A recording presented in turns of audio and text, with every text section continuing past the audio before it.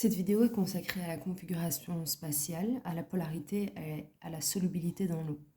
Donc ici, nous avons deux molécules covalentes, la molécule d'eau et la molécule de pentane. Ok? Donc, ce qu'on fait, c'est qu'on va faire subir une expérience à ces deux liquides, d'accord? Donc, on va mettre un objet qui est électrisé, par exemple, on va frotter une latte contre un pull en laine ou quelque chose comme ça, et ensuite, on va la rapprocher d'un filet d'eau. Ok? Ce qu'on va voir, c'est qu'en rapprochant la latte, sans toucher le filet d'eau, eh bien, le filet d'eau va être attiré vers la latte. On fera l'expérience en classe. Alors qu'avec un filet de pentane, eh bien, on voit que même avec un objet électrisé par frottement, le filet de pentane n'est pas du tout attiré vers l'objet électrisé. Okay? Donc, ce qu'on peut mettre déjà dans observation, c'est que le filet d'eau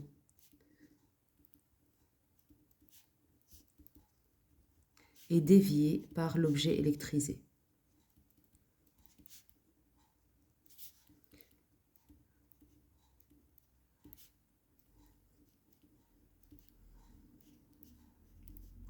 Électrisé. Alors que le pentane pas. Alors que le filet de pentane ne l'est pas. Voilà, comme ça, on est au complet. Donc, vous voyez ici que malgré le fait que les deux molécules soient covalentes, elles ont des propriétés qui sont finalement différentes. Donc, il y a autre chose qui explique qu'il y a des propriétés différentes. Donc, pour ce faire, on va... donc ici, on a les géométries réelles des molécules. C'est-à-dire qu'on a vraiment leur configuration spatiale. Et donc, ici, on va noter, donc il faut juste rajouter ici une double barre, on va noter les charges partielles présentes au sein de la molécule. Donc ici, vous savez que la liaison covalente ici, elle est polarisée vers l'oxygène qui a la plus grande électronégativité. Et donc ici, on va avoir deux delta moins, parce qu'on a un delta moins qui vient de cette liaison, un autre delta moins qui vient de cette liaison. Et du coup, ici, on a un delta plus et un delta plus. Ok ? Donc, on va peut-être mettre ça en noir pour ne pas vous prêter à confusion. Voilà. Donc, ici, on va faire la même chose. On va regarder les charges partielles. Donc, ici, la liaison est polarisée vers le carbone. Donc, ici, vers le carbone. Tac, tac, tac. Donc, ici, elle est polarisée vers personne. Ici, elle est polarisée vers le carbone, vers le carbone, vers le carbone et vers le carbone. On va compter le nombre de charges partielles. 1 delta moins, 2 delta moins, 3 delta moins. Tac. Et donc, à chaque fois, les hydrogènes, vous doutez bien que ça va être delta plus, delta plus, delta plus, delta plus, delta plus, et ainsi de suite. Donc, chaque hydrogène va porter un delta plus. Ici, pour le carbone, on a un delta moins, 2 delta moins. Ici, idem, 2 delta moins. Ici, 2 delta moins. Et ici, 1, 2, 3, 3 delta moins. Donc, la différence entre ces deux molécules, c'est qu'on voit que dans la molécule d'eau, on a une partie qui est négative et une partie qui est positive. Donc, on a un pôle, donc une extrémité qui est positive, et on a une extrémité qui est négative, un pôle négatif. OK ? Et quand on a deux pôles comme ça dans la molécule, on dit qu'on a un dipôle. Di, deux, pôle, pôle. Donc dipôle. Donc on a un dipôle. Ici, on a le côté moins ici et le côté plus ici. Donc dipôle, deux pôles. Alors qu'ici, dans la molécule de pentane, on ne peut pas séparer la molécule en un côté positif et un côté négatif. Vous voyez ici qu'ils sont répartis un peu partout, les charges positives et les charges négatives. On ne peut pas séparer la molécule en deux. Alors qu'ici, clairement, par la géométrie de la molécule d'eau, on peut voir que le haut est négatif et le bas est positif. Voilà. Donc, on va maintenant expliquer pourquoi est-ce que le filet d'eau est dévié. Donc, vous voyez ici qu'on a une extrémité négative, une extrémité positive. Ah, pardon, j'ai oublié de vous dire. Donc, quand on a un dipôle, donc quand on a deux pôles, ça veut dire que la molécule, elle est, on dit polaire. D'accord? Donc, si on a un dipôle, alors la molécule, elle est polaire. Et si on n'a pas de dipôle,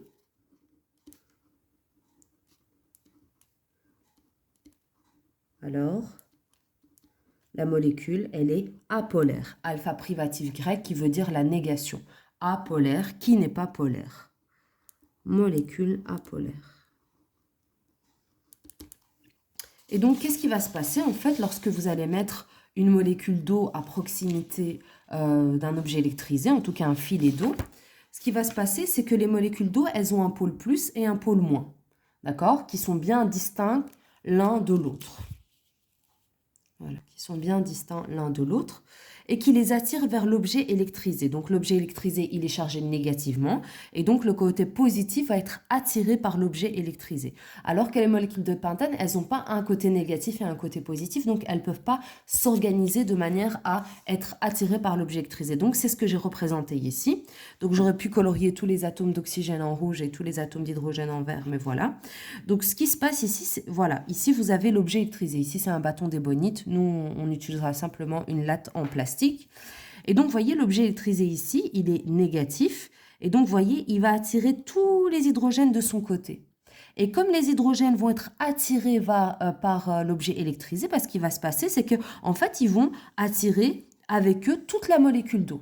Vous voyez? C'est comme si, par exemple, vous avez un bras, on va dire qui est positif, qui va être attiré par un objet négatif. Eh bien, vous allez prendre tout votre corps avec vous. Vous n'allez pas, votre bras, il ne va pas se détacher de votre corps. Vous comprenez ce que je veux dire? Eh bien, ici, c'est la même chose. C'est comme si les atomes d'hydrogène, c'était des bras et que l'oxygène, c'était le reste du corps. Eh bien, si les bras sont attirés vers l'objet électrisé, parce qu'ils sont positifs, eh bien, ils vont prendre avec eux toute la molécule d'eau qui va être attirée vers le bâton d'ébonite ou la latte en plastique.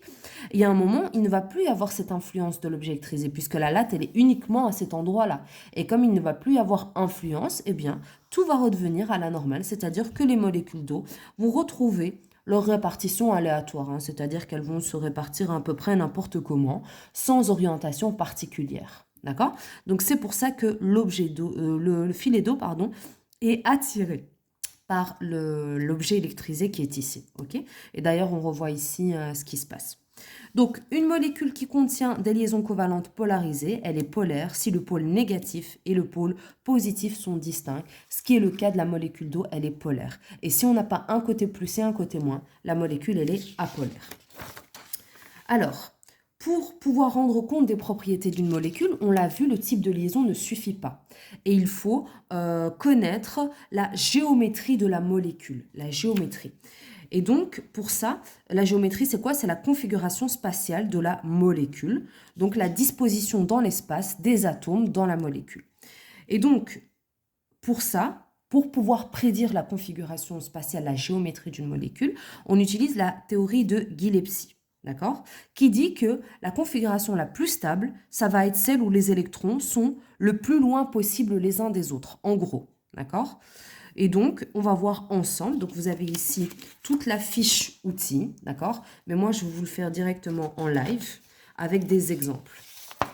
Alors, il faut faire bien attention parce que cet exercice-là nécessite de bien savoir faire la représentation de Lewis. D'accord? Donc, il faut bien maîtriser la représentation de Lewis. Alors, c'est parti. Première étape. Toujours, première étape, faire la représentation de Lewis. OK? Donc, la représentation de Lewis, on place l'atome minoritaire au centre. C'est parti. Les autres autour. Donc, ici, pour les liaisons, les molécules polaires et apolaires, ce sera toujours des liaisons covalentes. Ok, donc voilà, pas de souci à se faire de ce niveau-là. C'est toujours des liaisons covalentes. Ok, donc c'est parti, on va lier les molécules ici. Donc je ne vous fais pas toutes les étapes. Si vous voulez faire toutes les étapes au brouillon, faites-vous plaisir. Ok, ici enfin je vais noter le nombre d'électrons, de paires d'électrons autour de l'atome central. Donc ce qui m'intéresse moi, c'est l'atome central.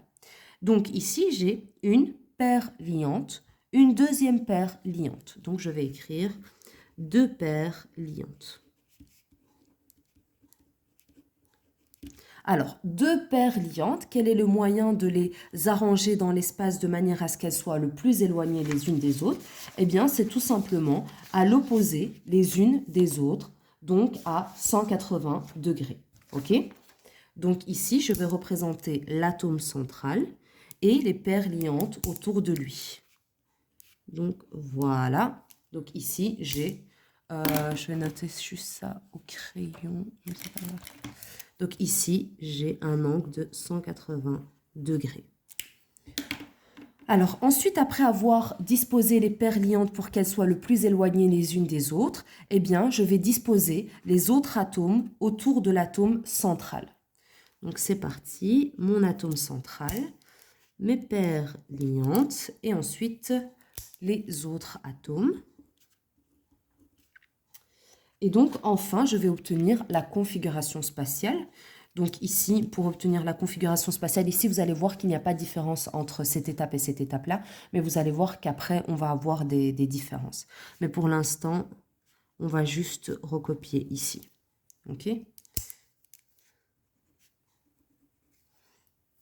Donc quand ici on a tous les atomes qui sont alignés, on parle de configuration spatiale linéaire. D'accord? Donc c'est important de connaître le nom des différents types de configuration spatiale. Alors ensuite, on a ici un autre exemple de molécule. Donc on a BCl. Donc je vais représenter ici BCl. Tac, tac, tac. Voilà.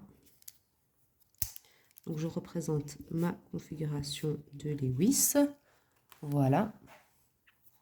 Ensuite, je vais regarder combien est-ce qu'il y a de paires d'électrons autour de l'atome central. Ici, j'ai 3 paires liantes. Je mets 3 paires liantes. Voilà. Ensuite, je vais représenter mon atome central et placer mes paires liantes de manière à ce qu'elles soient le plus éloignées les unes des autres. Eh bien, quand on a 3 paires d'électrons, la manière de les placer pour qu'elles soient le plus éloignées les uns des autres, ça va être en formant entre les paires un angle de 120 degrés. Ok? Donc ça va toujours être comme ça, 2 paires 180, 3 120 et ainsi de suite. Donc ensuite, je vais représenter les autres atomes autour de l'atome central. Donc B. Tac, tac, tac. Ici, Cl, Cl, Cl. Et enfin ici, je vais représenter ma configuration finale. Tac, tac, tac. Ici, ça ne va rien changer. Ici, quand il y a un angle de 180 degrés ici entre les atomes autour de l'atome central, on parle d'une configuration spatiale triangulaire équilatérale.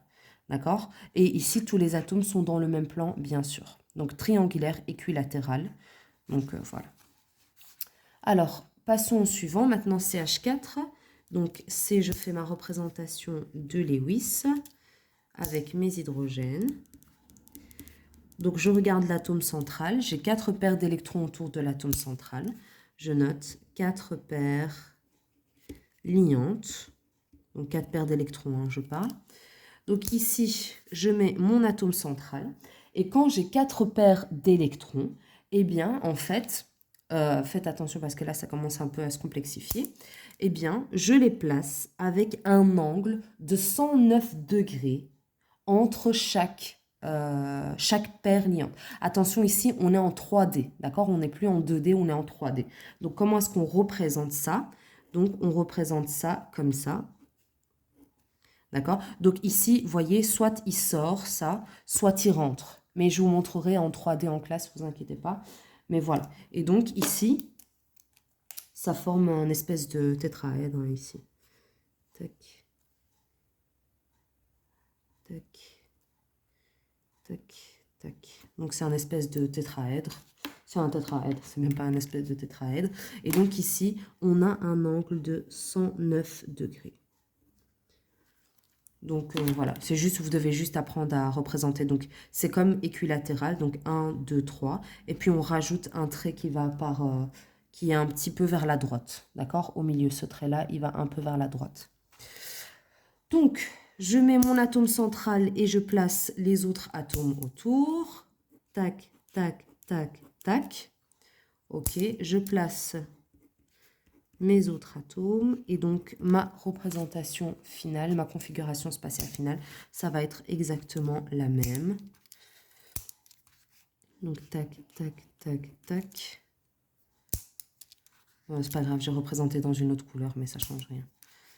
Donc, H, H, H, H. Donc, ici, c'est en bleu, mais ça ne change absolument rien.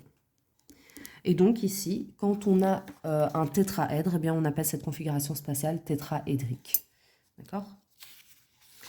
Alors, on va passer aux exemples suivants. Donc, ici, PCl3, donc je fais ma représentation de Lewis. Donc PCl3, donc tac, tac, tac. Donc P, il a une paire d'électrons non liantes. Ici, on a tac, tac, tac. Je me suis trompée ici, mais c'est pas grave. Donc ça doit être comme ça, comme ça. Tac, tac, tac. Cl, Cl, Cl. Donc ici, je regarde combien j'ai de paires d'électrons autour de mon atome central. J'ai 3 paires liantes et une paire non liante. Vous voyez, ici, autour de l'atome central, j'ai une paire non liante. Donc ici, il n'y a rien qui change. Donc je vais organiser mes paires d'électrons pour qu'elles soient le plus éloignées les unes des autres. Donc je mets mon atome central ici. D'accord ? Et je vais donc, je vais les répartir. Donc, quand j'ai 4 paires d'électrons, je dois l'organiser en tétraèdre. Donc, ça, il n'y a rien qui a changé. OK. Et donc, ici, ensuite, je mets mes atomes autour de l'atome central. Tac. Tac, tac, tac. Je mets mes atomes. Comme si c'était en bleu. Et donc, quand j'ai ici une paire non liante, d'accord, ce que je dois faire, c'est en fait pour passer pour arriver à la configuration spatiale, ce que je dois faire, c'est que je dois la transformer en doublet non liant, tout simplement ici. Donc, je suis bête, excusez-moi. Ici, il n'y avait pas de Cl. Donc, je vais la rabattre. Donc, tac, tac, tac. Donc, je vais la mettre comme ça. Tac, tac, tac.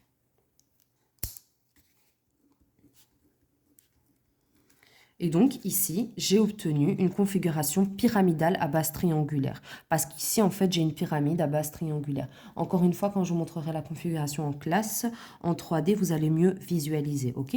Pourquoi est-ce qu'on rabat ce doublet non liant? Tout simplement parce qu'en fait, il n'y a aucun atome qui est rattaché à lui. D'accord? Mais ce doublet, pourquoi est-ce qu'on le met ici? Tout simplement parce qu'il va influencer la géométrie de la molécule. Mais au final, on ne va pas le voir parce qu'entre guillemets, il n'y a aucun atome qui est attaché à lui. OK ? Alors, on passe ensuite à la molécule d'eau. Donc ici, on fait la molécule d'eau. Donc, je fais ma représentation de Lewis de la molécule d'eau. Tac.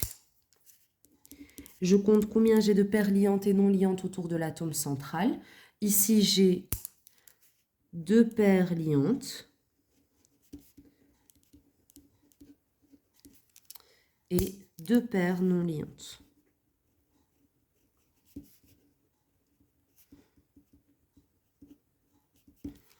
Je mets mon atome central et je place les paires liantes et non liantes de manière à ce qu'elles soient le plus éloignées les unes des autres.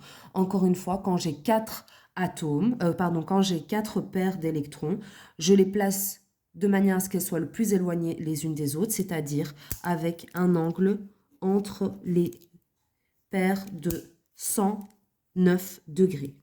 Donc voilà. Donc ici, je vais mettre ensuite mon atome central. Je vais mettre à l'extrémité des paires liantes les hydrogènes. Ensuite, pour obtenir la configuration spatiale après avoir indiqué la disposition de tous les atomes, tout simplement, je vais rabattre les doublets non liants ici. D'accord ? Donc ici, je vais les rabattre. Et donc, ici, il va me rester tout simplement 2H. Alors, je le conçois, c'est difficile à visualiser la géométrie finale à partir de ce schéma-là. Mais à l'interro et en classe, je vous donnerai un tétraèdre et vous allez voir qu'on visualise vraiment très bien à partir d'un tétraèdre.